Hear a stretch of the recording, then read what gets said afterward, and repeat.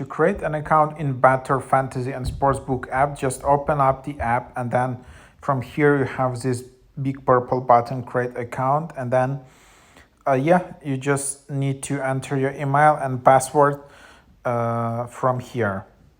And then after that, you also need to verify your phone number and enter your phone number. And then after you confirm your phone number, I guess you will be ready to use it.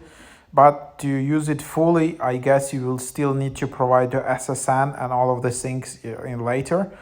And then I guess it's only available in some states. And then on this last screen, I guess you require last four digit of SSN. We need the last four digits of your social security number to verify your identity.